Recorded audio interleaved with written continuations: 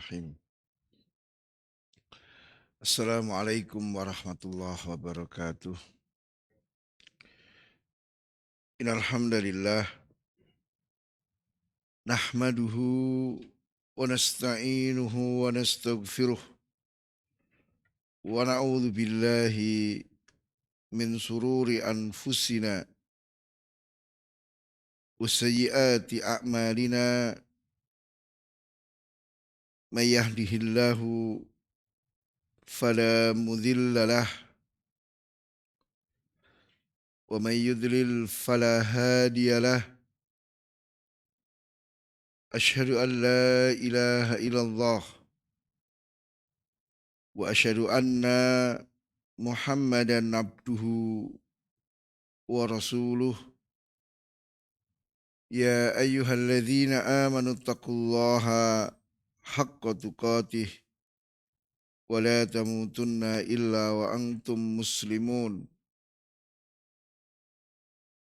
Ya ayyuhan nasu taqu rabbakumul ladzi khalaqakum min nafsin wahidah wa khalaqa minha zawjaha wa batha minhuma rijalan katsiran wa nisaa'a wattaqullaha alladzi tasaaluna bihi wal arham innallaha kana 'alaikum raqiba.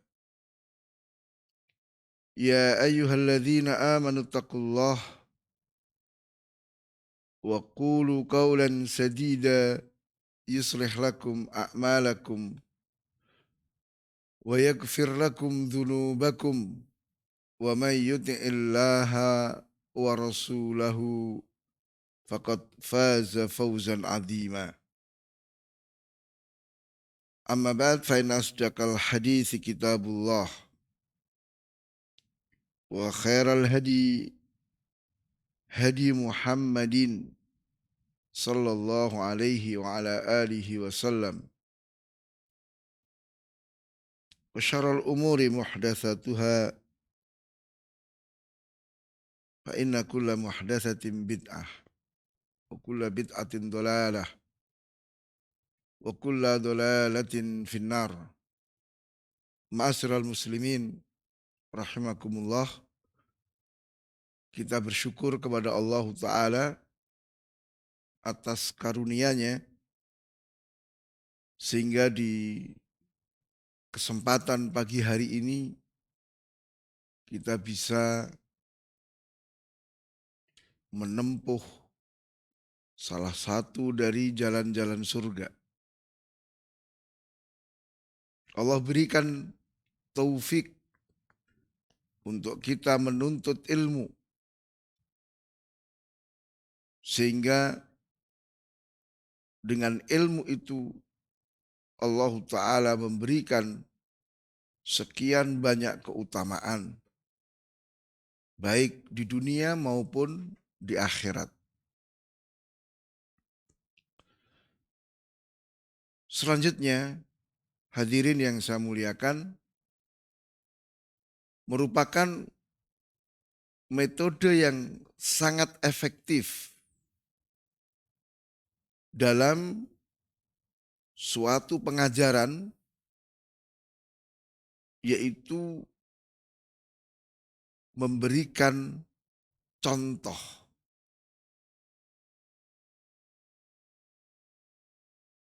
Terlebih contoh dengan kenyataan yang terjadi.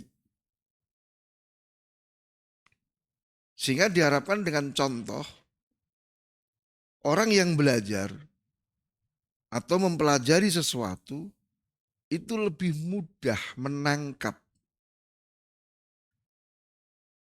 maksud dari perkara itu. Juga lebih bersemangat untuk mengamalkan. Karena sudah ada orang yang menjalankannya. Maka di dalam perkara pendidikan anak, bagaimana seharusnya menjadi orang tua. Apa yang harus dilakukan oleh seorang ayah sebagai penanggung jawab keluarga akan lebih nampak, lebih mudah untuk difahami ketika kita mengambil contoh dari orang tua yang telah sukses dalam mendidik keluarganya.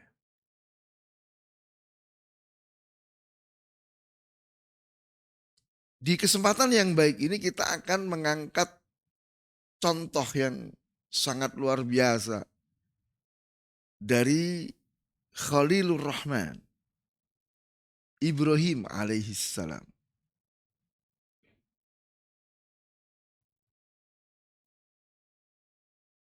Kenapa kita memilih Ibrahim alaihissalam? Karena Allah Ta'ala mewahyukan di surat An-Nahl 123, "Tsumma auhayna ilaika anittabi' millata Ibrahim hanifa wa ma kana minal musyrikin." Nah, kemudian kami wahyukan kepadamu wahai Rasul sallallahu alaihi wasallam, agar engkau mengikuti agama Ibrahim yang hanif. Dan dia tidak termasuk orang yang menyekutukan Allah Ta'ala. Jadi beliau Ibrahim alaihissalam adalah seorang teladan. Ya. Inna Ibrahim kana ummatan qanitan lillahi hanifan walam yaku minal musyrikin. Sesungguhnya Ibrahim adalah ummatan, pemimpin, teladan. Beliau adalah orang yang qanitan lillah, orang yang terus istiqomah dalam menjalankan ketaatan kepada Allah Ta'ala. Hanifan, beliau orang yang senantiasa menghadap kepada Allah. Dan beliau tidak termasuk orang yang menyekutukan Allah Ta'ala.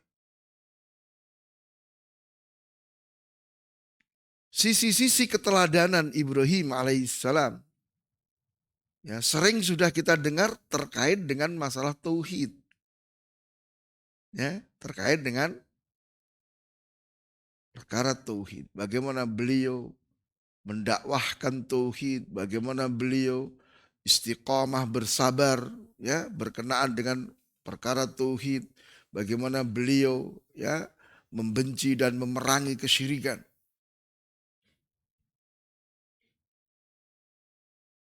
Ya, padahal ada sisi-sisi lain yang menunjukkan bahwa beliau betul-betul seorang teladan. Ya. Yang akan kita angkat adalah apa? Beliau adalah teladan dalam mendidik anak-anaknya. Beliau sukses dalam mendidik anak-anaknya. Perlu kita pahami bahwa seluruh nabi dan rasul setelah Ibrahim adalah anak keturunan beliau. Nih. Seluruh nabi dan rasul setelah beliau itu adalah anak keturunan beliau. Hebat kan?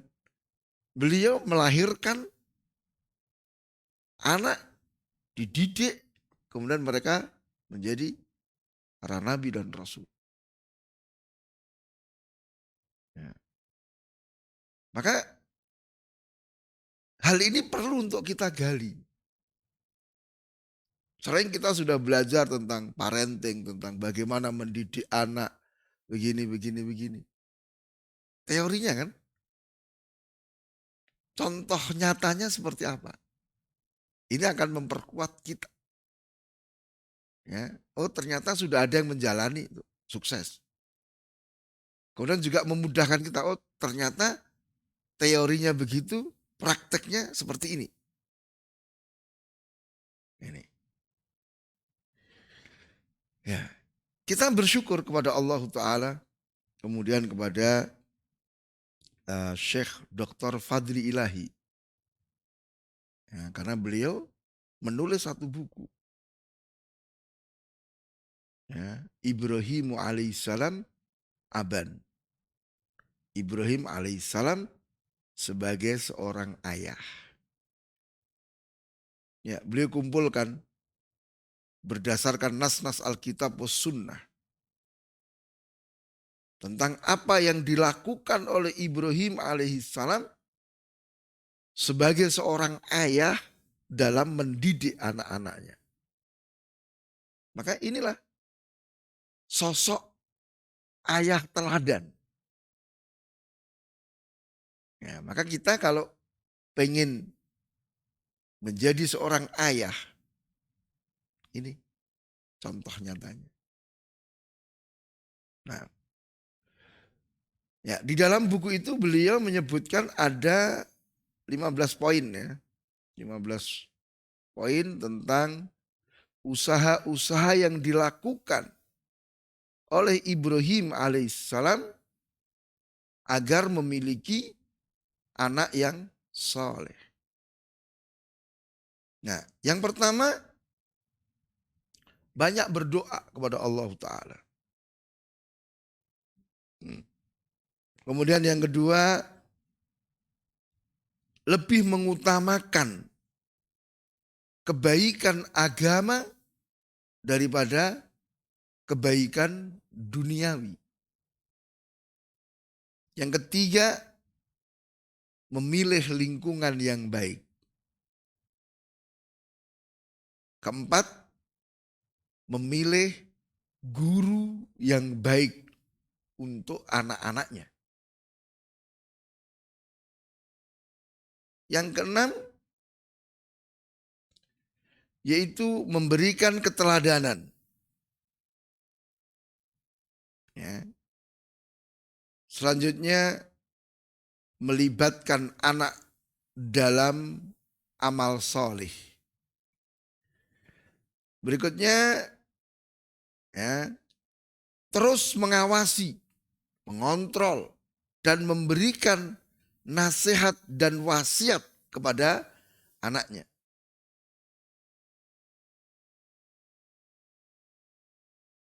Selanjutnya mendidik anak untuk menjaga dan menegakkan sholat.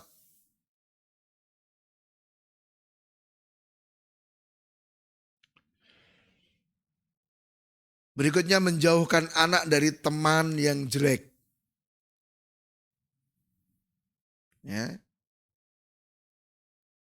Mencarikan teman yang baik. Lalu memperhatikan kemaslahatan duniawi. Jadi Ibrahim alaihissalam juga memperhatikan kemaslahatan duniawi. Jadi tidak seperti orang-orang sufi. Ya. Kemudian berikutnya berusaha keras agar anaknya terhindar dari kejelekan. Terutama kesyirikan. Ya. Beliau juga bersemangat agar anak dan istrinya termasuk orang-orang yang saleh. Kemudian beliau berusaha agar anaknya menjadi orang yang dicintai oleh manusia. Beliau bermusyawarah dengan keluarga dalam menjalankan ya perintah Allah Ta'ala. Jadi beliau musyawarah sebelum memerintahkan anaknya dalam satu perkara. Kemudian mendahulukan ketaatan kepada Allah dibanding kecintaan kepada anak. Ini diantara hal-hal yang dilakukan oleh Ibrahim alaihissalam dalam usahanya mendapatkan anak yang saleh. Ma'asyiral muslimin rahimakumullah. Kita lihat satu persatu ya dari poin-poin tadi. Ya, semoga bisa selesai. Ya. Yang pertama adalah banyak berdoa kepada Allah Ta'ala. Ya. Kalau kita melihat ya, di dalam nas-nas Al-Quran kita dapati bahwa beliau sebelum dikaruniai anak banyak berdoa. Ya. Rabbi habli minas salihin. Ya Allah, anugerahkan kepadaku anak yang soleh. Perhatikan, doanya itu lengkap. Tidak sekedar, ya Allah, anugerahkan kepadaku anak. Tapi lengkap, anak yang soleh gitu loh. Bapak kalau sekedar diberi anak, ada kemungkinan anak soleh dan anak tidak soleh. Kalau nanti diberi anak tidak soleh, celaka kita. Maka beliau berdoanya, Rabbi habli minas solihin. Ya. Nah, hal ini juga dilakukan oleh Zakaria. Ya. Hunalika da'a Zakaria Rabbah. Qala Rabbi habli min ladunka dzurriatan thayyibah. Di tempat itu, di saat itulah Zakaria berdoa kepada Rabb-nya. Ini beliau kan sudah lama menikah, sudah tua, rambutnya sudah berubah, belum dikaruniai anak. Tapi ketika masuk ke mihrab, tempat ibadahnya Maryam, melihat rezeki yang nggak mungkin gitu loh. Ya. Maka ketika ditanya, dari mana ini wahai Maryam? Dikatakan dari Rabb, dari Allah. Maka di tempat itu, saat itu juga Zakaria berdoa. Ya Allah, anugerahkan kepadaku dzurriyah, anak-anak yang thayyibah, yang baik. Jadi tidak pernah putus asa dalam berdoa. Ya. Meskipun kalau dilihat perkaranya mustahil. Ya. Ibrahim alaihissalam juga sama kan. Udah lama menikah sampai usia tua. Baru diberi anak. Bahkan kondisinya apa? Istrinya mandul. Bayangin. Beliau sebagai laki-laki sudah tua, istrinya mandul. Ini kan gak mungkin punya anak kan begitu. Tapi beliau tidak putus asa, berdoa kepada Allah Ta'ala. Yakin, innaka sami'ud du'a. Engkau adalah yang mendengar doa. Ini juga ada faedah lain, hadirin yang saya muliakan.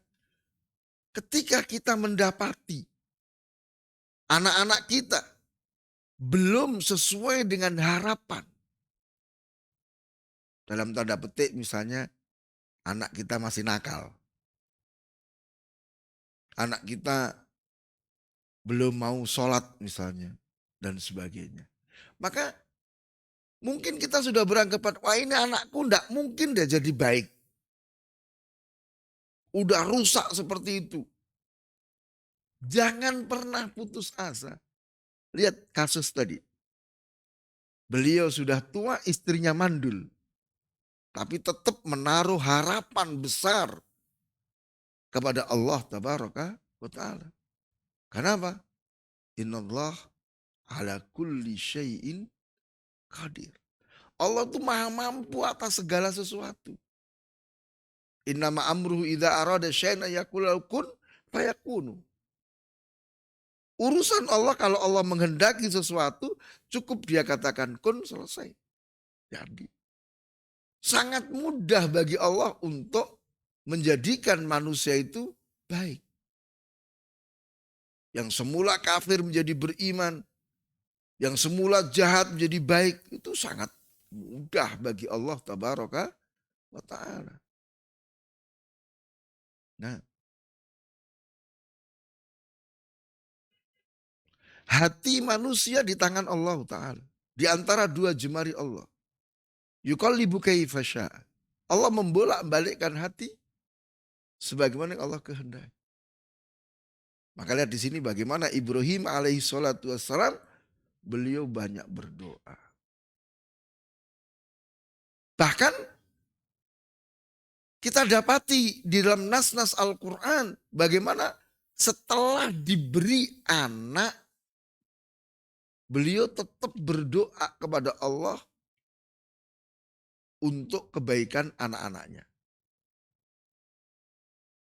Tidaklah beliau meminta satu perkara kebaikan untuk dirinya kecuali diikutkan dalam doa permintaan itu anak keturunannya. Rabbi ja'alni muqimas sholati wa min dzurriyyati. Ya Allah, jadikan aku orang yang menegakkan sholat. Wa min dzurriyyati, dan dari anak keturunanku. Jadikan juga mereka orang-orang yang menegakkan sholat.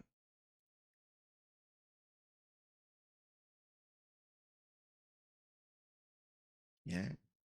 Rabbana waj'alnal muslimaini laka wa min dzurriyyatina ummatan muslimatan laka. Ya, beliau berdoa setelah pembangunan Ka'bah bersama Ismail, ya beliau berdoa, ya Allah jadikan kami berdua muslim. Jadikan kami berdua sebagai orang-orang muslim. Demikian pula anak keturunan kami, jadikan mereka orang-orang muslim. Ya. Maka jangan pelit ya. Jangan pelit untuk mendoakan anak-anak kita. Rasulullah juga kabarkan bahwa seseorang yang mendoakan saudaranya, ketika saudaranya tidak tahu, maka malaikat mengaminkan doa itu.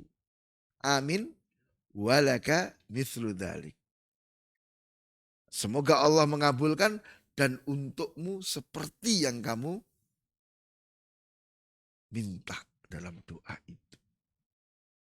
Maka kita mendoakan anak-anak kita itu yang untung kita. Tidak ada ruginya.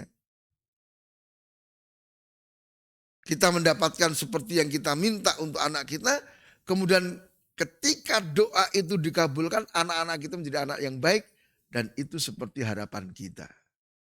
Rabbana hablana min azwajina wa dzurriyyatina qurrata a'yun. Ya Allah, berikan kepada kami pasangan dan anak yang menyejukkan mata kita. Anak-anak yang soleh. Luar biasa. Ini usaha pertama. Silakan dikoreksi. Ya, masing-masing kita. Ya.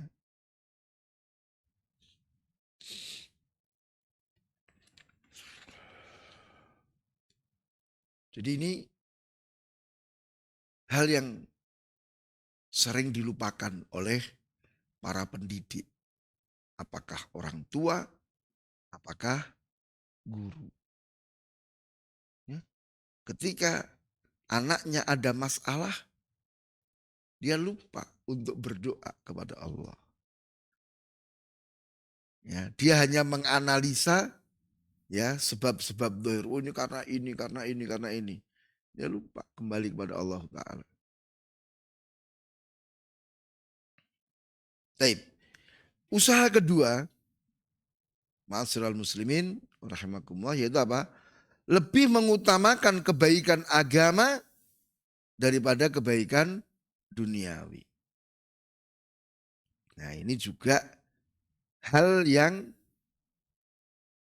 pada saat sekarang itu dianggap aneh. Ya. Hari ini banyak orang tua mendidik anaknya dengan orientasi materi, keduniaan. Bahkan termasuk ketika menyekolahkan anak. Itu orientasinya kemana? Supaya nanti anaknya mendapat pekerjaan yang menghasilkan uang banyak. Ya kan? Jadi kita dapati. Ya saya masih ingat ya. Kakek saya rahimahullah. Ya, ketika kita mau berangkat sekolah gitu. Dia kasih nasihat. Ya, sekolah yang pinter. Biar jadi dokter. Kenapa? Kok biar jadi dokter? Karena saat itu profesi dokter itu yang profesi yang banyak menghasilkan uang. Itu orientasinya ke sana. Sehingga kita dapati banyak orang tua ketika mendidik, ketika menyekolahkan anak itu kadang menjadikan perkara agama itu sebagai perkara sampingan. Hmm.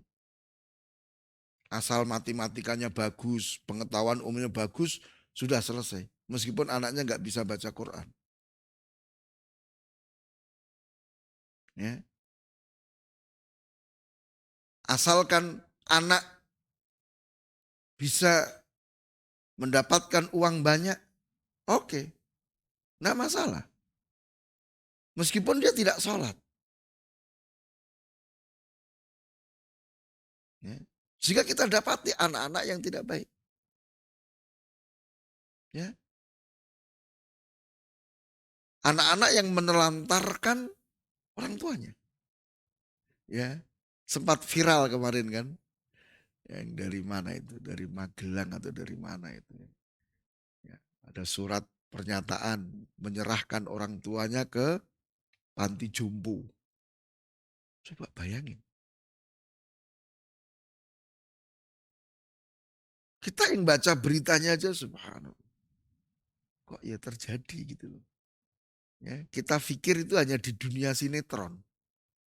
Ternyata di dunia nyata terjadi betul. Nah, itu semua adalah kesalahan orang tua hakikatnya. Kesalahan orang tua dalam mendidik anak-anaknya. Maka kita lihat bagaimana Ibrahim alaihissalam beliau mengutamakan kemaslahatan agama dibanding kemaslahatan materi. Ya.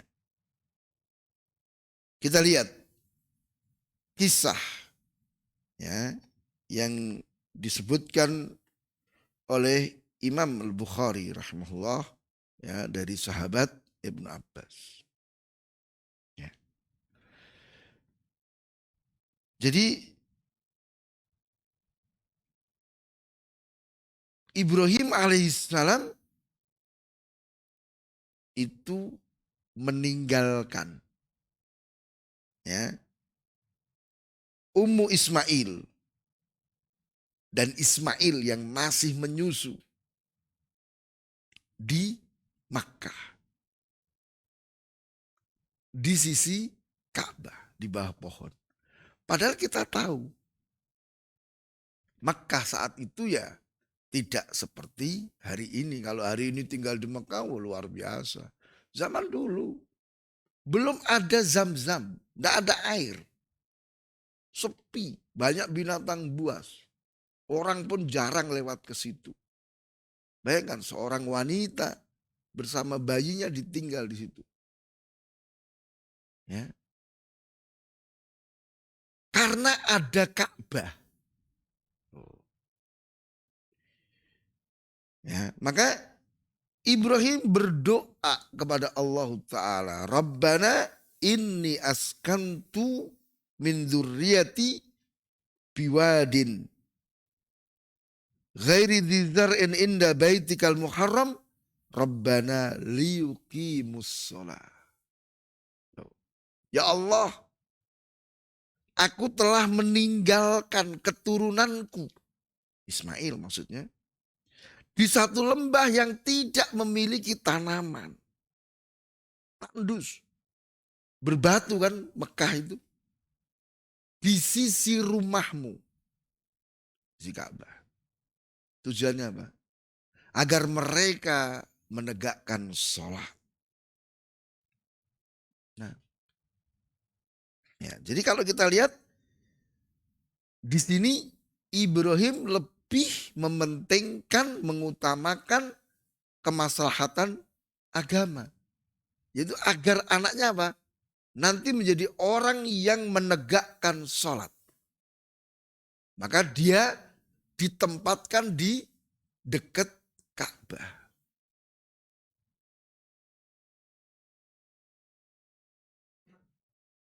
Sedangkan fasilitas kehidupannya apa? Minim sekali. Minim sekali. Saat ditinggal, tidak ada air, tidak ada manusia. Kemungkinan tuh mati kalau ditinggal di situ. Karena fasilitas kehidupannya nggak ada. Ya. Sampai dikisahkan ketika Ibrahim meninggalkan anak dan istrinya, dikejar kan sama istrinya. Apakah kau akan meninggalkan aku di sini? Enggak jawab. Sampai terakhir, apakah Allah yang memerintahkan? Ya, apakah Allah yang memerintahkan dirimu untuk meninggalkan aku di sini? Iya, ya sudah kalau gitu Allah tidak akan menyia-nyiakan kita. Jadi ma'asyiral muslimin yang saya muliakan, jangan khawatir. Ketika kita menjalankan perintah-perintah Allah, ketika kita komitmen dalam ketaatan kepada Allah, tidak ada masalah. Allah akan jamin kehidupan kita. Ya. Perhatikan. Karena Ibrahim alaihi salam menempatkan anak istrinya dalam rangka agar mereka menjalankan peribadatan yang sangat agung yaitu sholat. Lihat. Allah kemudian berikan apa? Fasilitas-fasilitas yang luar biasa. Ya. Allah munculkan ya Zam-Zam. Nah, maka ma'asyiral muslimin kita jangan takut gitu loh. Jangan takut, oh nanti masa depan anakku gimana? Kalau hanya fokus belajar agama misalnya. Ya, jangan khawatir. Kita lebih mementingkan kemaslahatan agama daripada dunia. Terlebih, ma'asyiral muslimin kalau kita lihat pada hari ini banyak sekali orang-orang yang berilmu agama itu dibutuhkan oleh umat. Ya. Jangan khawatir gak akan hidup ketika anak kita belajar menghafal Al-Quran. Sekarang banyak kan dibutuhkan imam-imam masjid dengan gaji besar. Bayangin. Ya. Paling enggak ketika jadi imam masjid itu rata-rata apa? Ya UMR lah. Kan kerjanya enak di masjid ini. Sama dengan yang kerjanya panas-panas, hujan-hujan, ngandalin otot itu. Coba. Jadi jangan takut. Ya. Ketika kita mengutamakan kemaslahatan agama, maka dunia itu akan ikut. Insya Allah Ta'ala. Ya. Jadi apa yang dilakukan oleh Ibrahim alaihi salatu wassalam itu bertolak belakang dengan kebanyakan orang tua pada hari ini. Ya. Rasulullah Shallallahu Alaihi Wasallam juga mengatakan, "Man kanatid dunya hammahu, ja'alallahu al-faqra baina ainai, wa farraqa alaihi samlahu, wa lam ya'ti illa ma qaddara lahu." Barang siapa yang orientasinya adalah dunia, maka Allah akan jadikan kefakiran itu di depan matanya. Allah akan cerai beraikan kekuatan dan kemampuannya. Dan tidaklah dunia datang kepadanya kecuali sebatas apa yang telah ditakdirkan oleh Allah. Tidak lebih dari itu. Ya.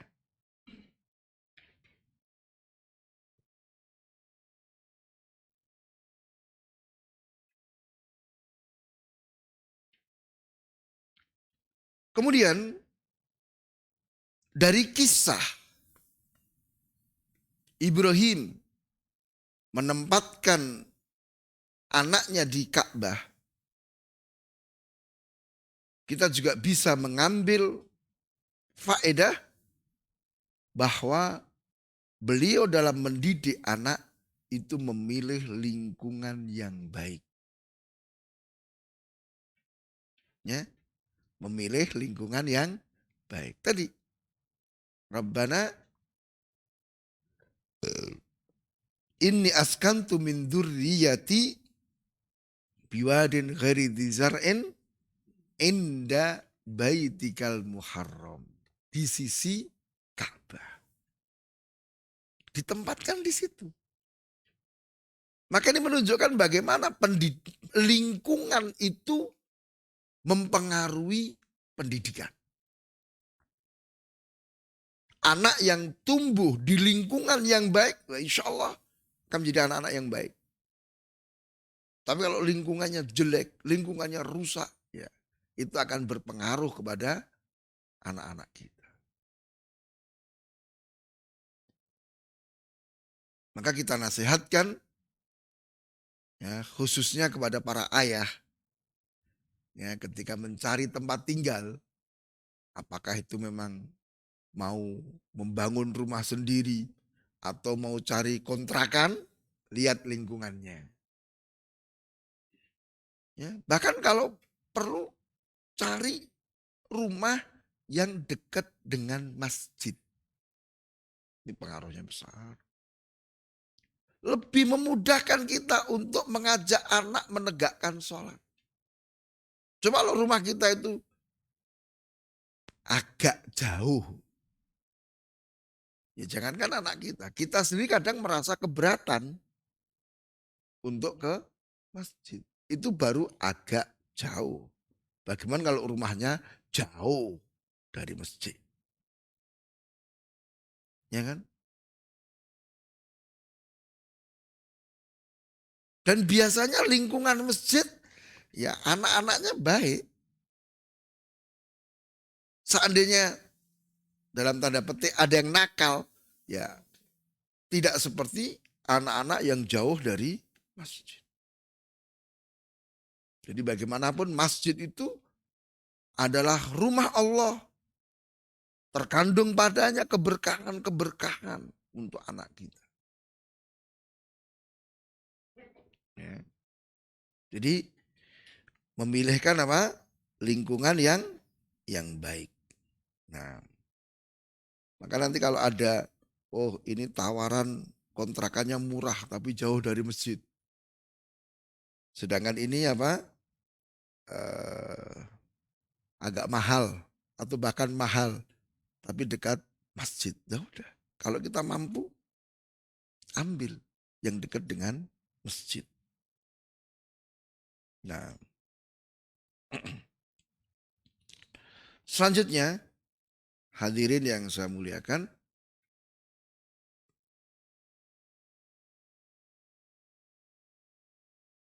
memilih guru yang baik. Karena ini termasuk faktor yang sangat mempengaruhi pendidikan anak-anak kita.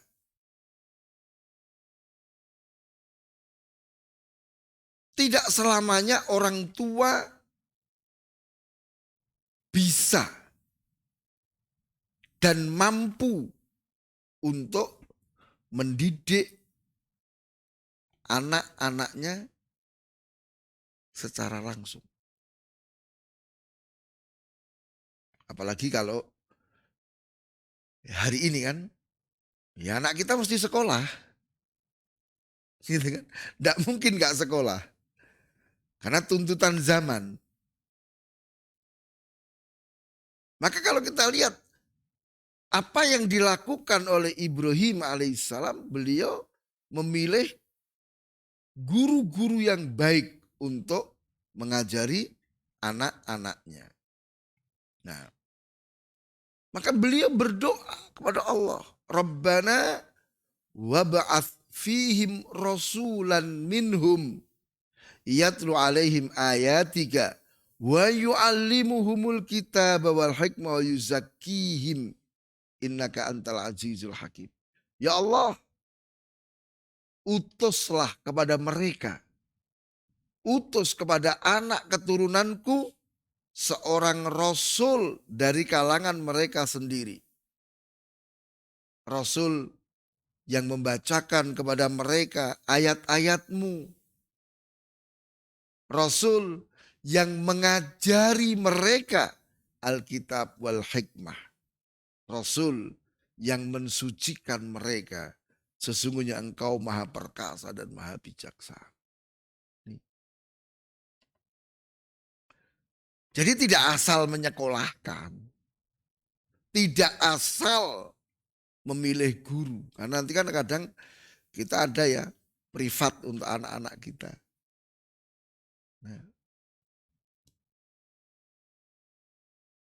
maka dinasihatkan oleh para ulama nah, ketika memilih guru ya tentu guru yang memiliki akidah yang benar, ibadah yang baik, akhlak yang mulia. Di samping dia punya kemampuan untuk mengajar dan mendidik anak kita. Jadi nggak sembarangan. Ya. Ketika memilih sekolah, ya lihat ini sekolah miliknya siapa. Pengelolanya siapa. Guru-gurunya bagaimana. Kurikulumnya, buku-bukunya, proses pembelajarannya bagaimana. Harus diteliti. Jangan terpedaya dengan brosur. Ya kalau brosur itu kan bahasa iklan. Nggak ada iklan kok jelek itu nggak ada. Ya. Kadang kita tertipu dengan gedungnya, fasilitasnya. Ingat tadi apa? Poin 1, poin 2, lebih mengutamakan kemaslahatan agama daripada kemaslahatan duniawi. Oke, mungkin sekolahnya itu fasilitasnya minim. Mungkin gubuk bambu, ya, meja kursi ala kadarnya. Tapi diajarkan padanya perkara-perkara agama yang Masya Allah.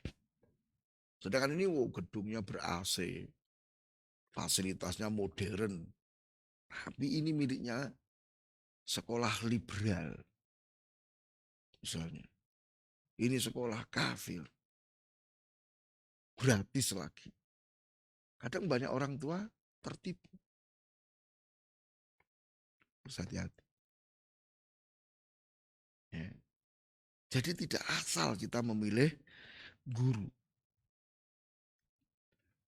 Terlebih, ma'asyiral muslimin rahimakumullah, anak ketika sudah masuk sekolah, itu yang menjadi ukuran bagi dia adalah gurunya. Kalau sebelum sekolah itu ukuran baik, jelek, benar, salah itu orang tuanya. Sebelum sekolah loh ya.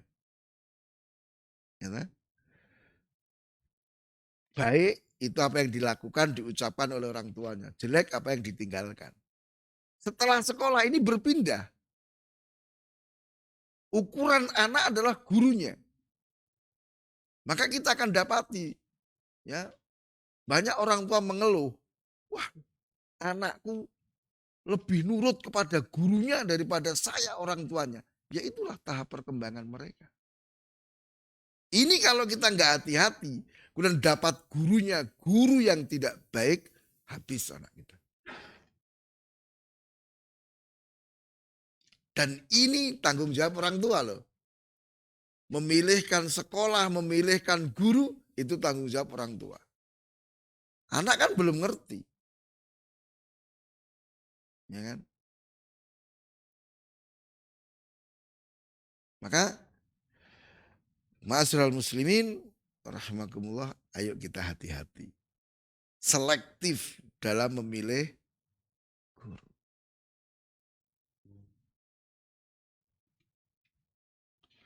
Kemudian memberikan keteladanan.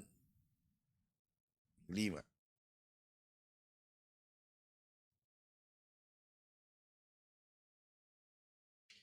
Ya, memberikan keteladanan. Tadi Ibrahim alaihissalam disifati oleh Ta'ala apa? Inna Ibrahim kana ummatan. Ibrahim alaihissalam adalah ummah. Seorang pemimpin. Seorang yang mengajari kebaikan. Orang yang menjadi teladan bagi orang lain. Itu makna ummah.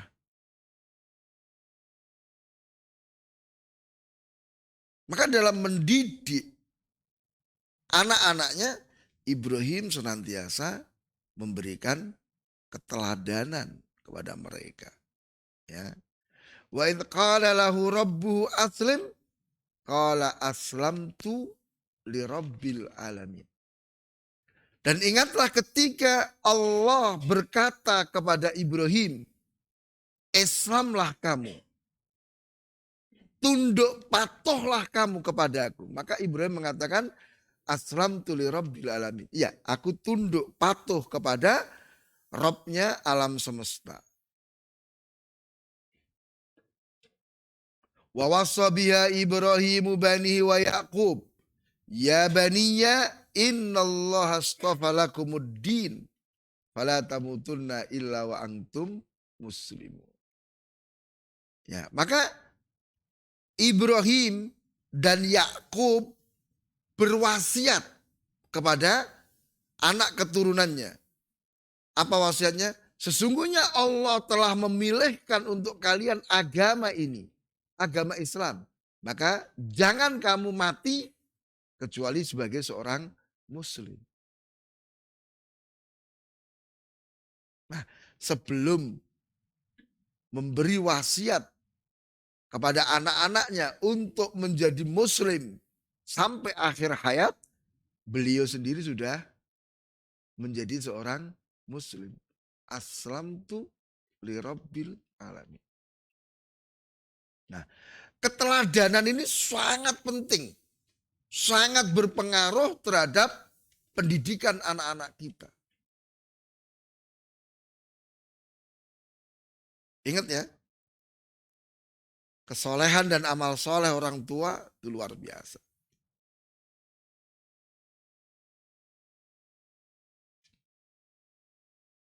Sisi lain, anak memiliki sifat meniru yang sangat kuat. Gitu. Apa yang dilakukan, apa yang diucapkan oleh orang tua atau orang yang ada di sekitarnya itu akan diikuti oleh anak-anak kita.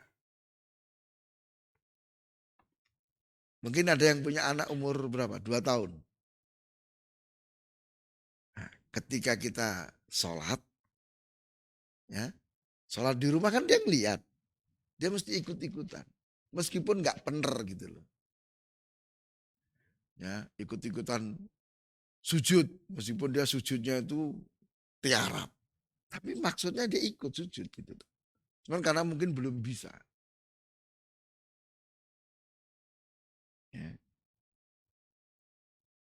Jadi anak memiliki sifat meniru yang sangat kuat.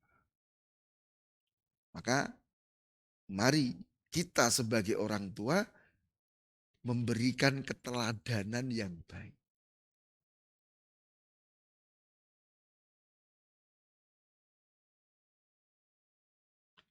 Kalau kita tidak komitmen, tidak memberikan keteladanan yang baik, ini akan sulit. Dan anak akan membantah kita. Saya kita perintah, ayo kamu ke masjid, sholat ke masjid sudah azan itu. Kita nggak berangkat, maka anak kita apa? Ayah juga nggak berangkat. Ngapain berangkat? Gitu loh. Ya. Hendaknya kita juga mengingat ancaman Allah Ta'ala. Ya ayyuhalladzina amanu lima takuluna ma la taf'alun. Kabura maktan indallah antakulu ma la taf'alun. Wahai orang yang beriman, mengapa kamu mengatakan tentang sesuatu yang kamu tidak mau mengerjakannya? Sangat besar kemurkaan dari Allah ketika engkau mengatakan sesuatu yang kamu tidak mau melakukannya. Nah,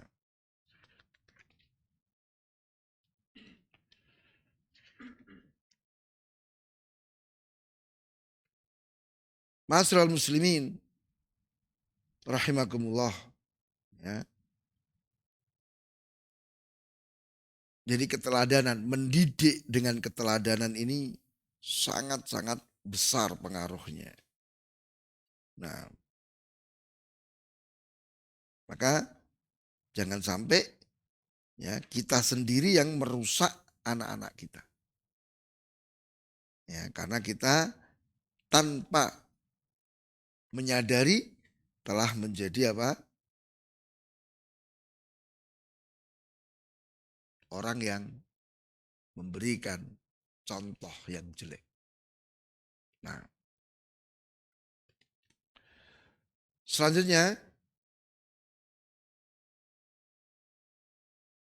nomor 6 ya, melibatkan anak dalam amal soleh. Ya, melibatkan anak dalam amal soleh.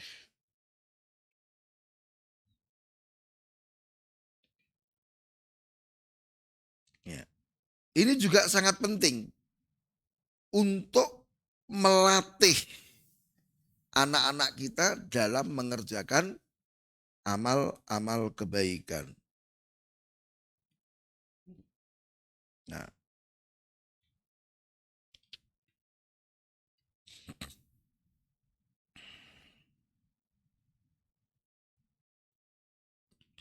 dalam pembangunan Ka'bah,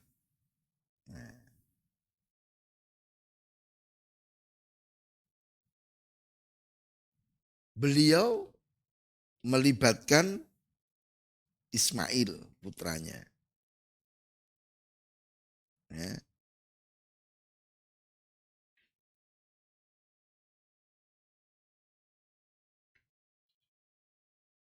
Ya. Kerjasama. Gitu.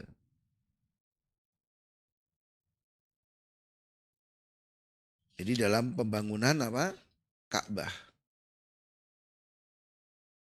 Nah. Wa id yarfa'u Ibrahimul qawaida minal baiti wa Ismail. Rabbana taqabbal minna innaka antas samiul alim. Nah. Dan ingatlah ketika Ibrahim meninggikan pondasi-pondasi Ka'bah bersama Ismail. Bersama Ismail. Selesai dari pekerjaan itu apa? Beliau berdoa, ya Allah terimalah dari kami. Ya, amalan ini. Sesungguhnya engkau ya maha mendengar dan maha mengetahui.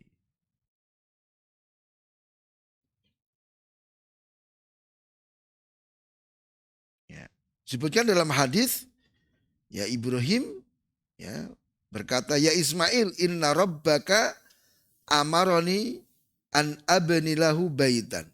Wa Ismail Robmu itu memerintahkan aku untuk membangun rumah. Maksudnya Ka'bah. Maka Ismail menjawab, atik rabbak, taatilah Robmu.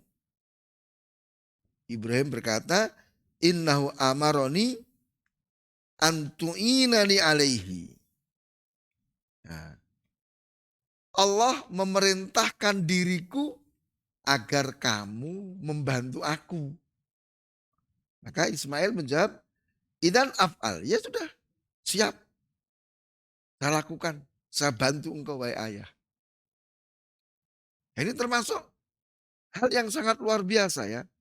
Kita melatih anak-anak dengan melibatkan mereka dalam pelaksanaan amal-amal kebaikan. Ini akan satu membiasakan mereka, kedua akan menumbuhkan rasa percaya diri. Kenapa? Karena anak merasa dihargai. Ya kan? Diberi tanggung jawab. Ini luar biasa. Ya. Maka mari hal-hal kecil ya, hal-hal kecil. Misalnya ya kebersihan rumah. Yuk anak itu dilibatkan. Minimal dia membersihkan kamarnya sendiri. Kerapian, dia minimal rapikan tempat tidurnya. Jangan semuanya apa dikerjakan oleh pembantu. Libatkan anak dalam amal-amal kebaikan. Tolong nak, antarkan kue ini ke tetangga. Ya, hal-hal ringan. Nanti hasilnya sangat luar biasa. Ya. Maka kita jangan egois. Jangan egois. Ya, misalnya kita taklim. Libatkan anak kita. Ajak. Selama anak kita tidak mengganggu nantinya ya. Jadi anak kita udah bisa diatur. Ya bisa diem, nggak mengganggu taklim. Ajak. Libatkan. Jangan sampai nanti apa? Ayahnya aktivis pengajian, anaknya nggak kenal. Anaknya nggak pernah dilibatkan. Nanti akhirnya terputus. Ya. Oke, kita misalnya Ramadan mau ngadakan apa? Adakan buka bersama. Libatkan anak. Kasih tanggung jawab yang sesuai dengan kemampuan dia. Ya. Ini penting sekali. Dan sekali lagi, anak akan merasa senang. Nggak percaya silahkan dicoba aja. Ya. Selanjutnya Ma'asyiral muslimin terus mengawasi dan memberi nasihat dan wasiat. Tadi wawassa biha Ibrahimu banihi wa Yaqub. Ya, innallaha astafa lakumuddin fala tamutunna illa wa antum muslim. Ya. Ibrahim dan Yakub memberi wasiat kepada anak-anaknya. Allah telah memilihkan untuk kalian agama ini. Jangan sekali-kali kalian mati kecuali di atas keislaman.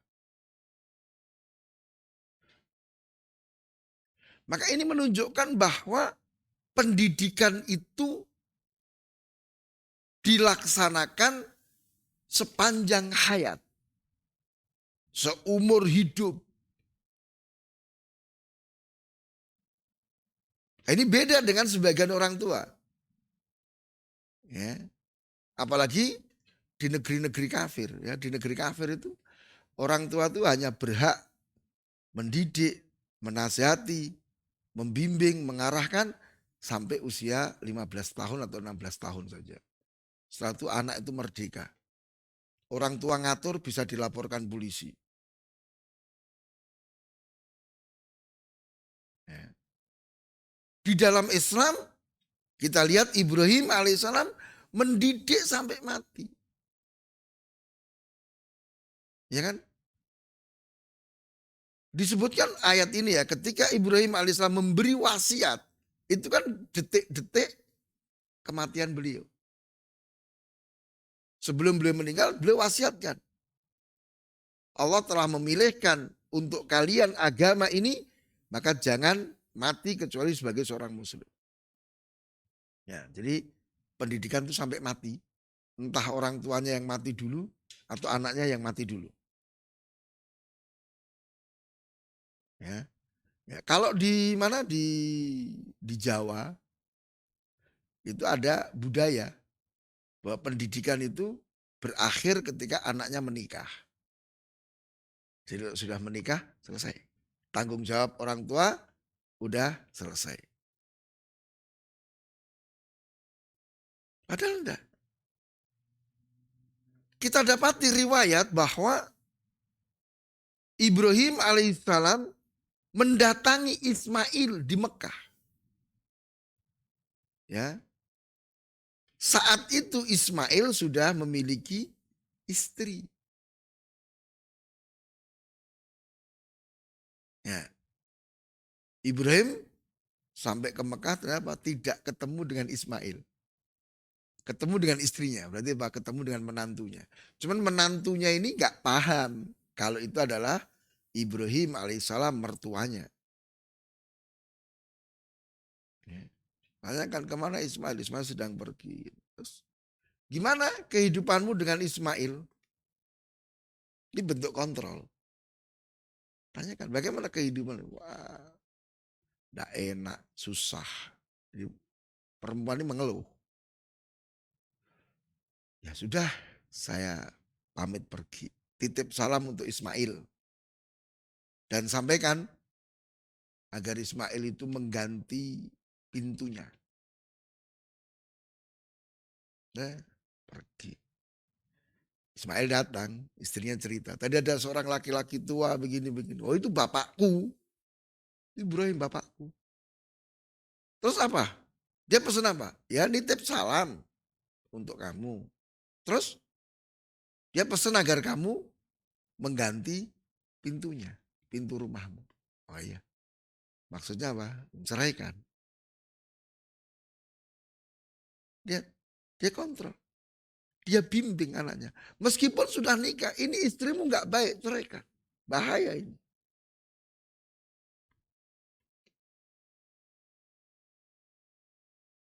Ceraikan. Nikah lagi Ismail. Satu hari Ibrahim datang lagi ke Mekah. Sama tidak ketemu dengan Ismail alaihissalam. Ketemu menantunya. Cuman sama dia juga nggak ngerti kalau itu mertuanya.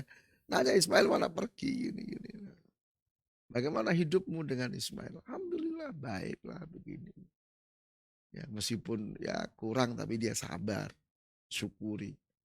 Ya udah pamit sama titip salam untuk Ismail ya. Terus sampaikan juga agar dia mengokohkan pintunya. Sama. Ismail pulang, oh itu ayahku. Terus ya pesan titip salam, pesan untuk menguatkan pintu.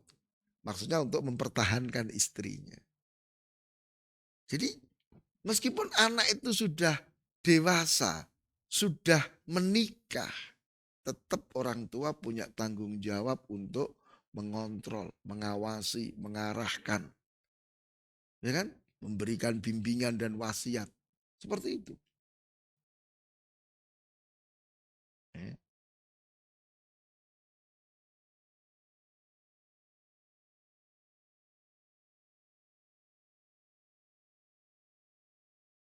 Baik. Berikutnya,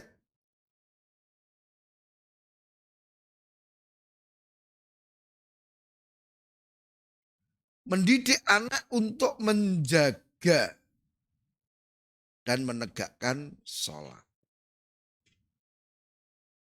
Tadi kita udah baca ya ayat. Ya. Inni askantu min dzurriyyati biwadin ghairi dzar'in inda baitikal muharram liyuqimus shalah. Ya kan?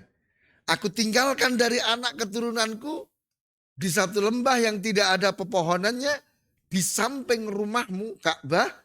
Tujuannya apa? Agar mereka menegakkan sholat.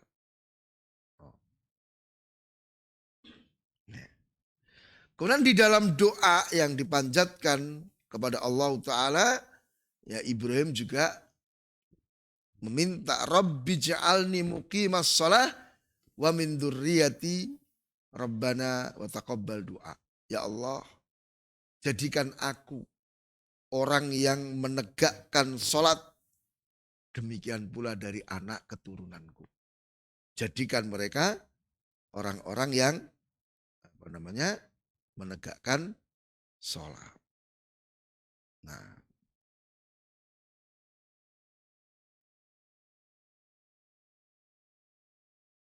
ya. Nah ini hal yang sangat penting. Rukun kedua dari Islam menjadi dasar pendidikan akhlak bagi anak-anak kita. Itu apa?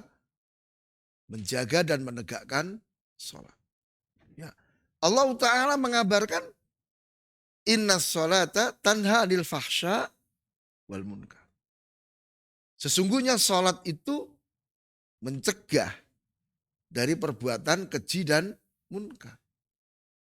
Maka seorang anak yang tumbuh di atas penjagaan dan penegakan sholat yang benar, maka dia akan menjadi anak yang baik. Karena akan terhalangi dari apa? Perbuatan-perbuatan keji dan munkar.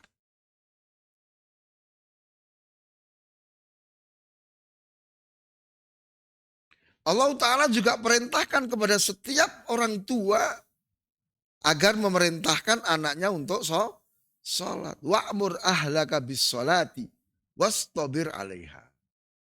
Perintahkan anak-anakmu, perintahkan keluargamu untuk sholat. Dan bersabarlah dalam memerintah itu. Kan memang berat. Sholat itu dikatakan Allah Ta'ala apa? Innaha lakabiratun illa alal khasyiin. Ya. Sholat itu hal yang besar, yang berat. Kecuali bagi orang-orang yang khusyuk. Ya. Rasulullah SAW menaruh perhatian khusus tentang sholat ini. Ya.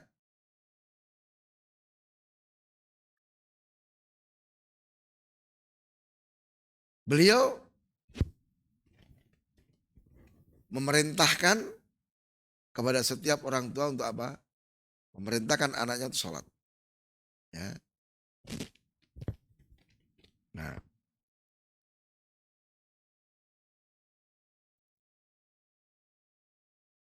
jadi perintahkan kepada anakmu untuk sholat ketika mereka apa?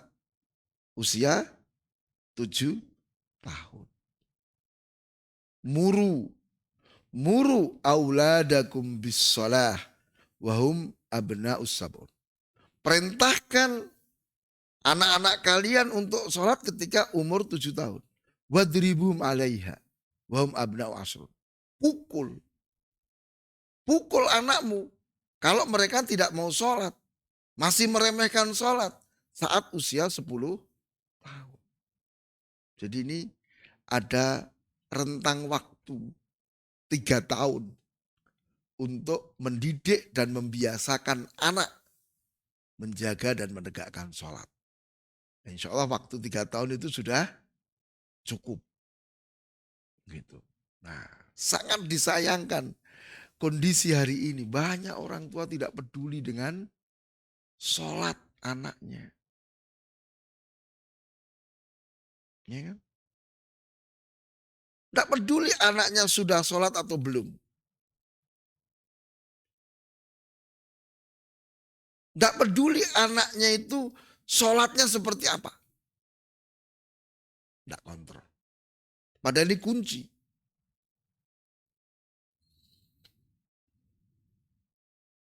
Sholat ini juga dikatakan oleh Rasul sebagai pembeda antara seorang muslim dengan seorang kafir.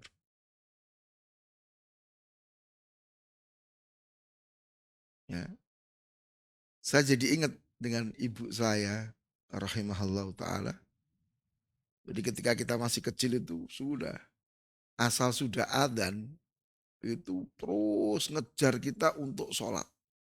Ya meskipun nggak ke masjid, yang penting sholat. Kalau belum, tidak akan berhenti. Ya. Udah sholat belum? Belum. Ntar main dulu. Nanti 10 menit, 15 menit, dia mesti akan kontrol. Sudah sholat belum? Sudah sholat belum? Sampai kita sholat. Kalau udah selesai sholat, selesai. Silahkan main. Hari ini kan kebalikan. Banyak orang tua tidak peduli dengan sholat anaknya. Sehingga wajar anak-anaknya itu tidak beradab. Tidak aneh kalau anak-anaknya terjatuh dalam berbagai bentuk kemungkaran. Dia nggak sholat, nggak jaga sholatnya. Ya. Bahkan subhanallah, ya, saya pernah ya waktu itu, kita itu sudah SMA. Ya. Guru agama saya, hafizahullah, luar biasa. Ya. Waktu itu saya nggak terima gitu loh. Kan ada ujian praktek kan. Ujian praktek PAI, mapel PAI. Itu ujian prakteknya adalah apa? Sholat subuh. Kita ya heran, Pak, masa ujian cuma sholat subuh? Ini ujian apa ini?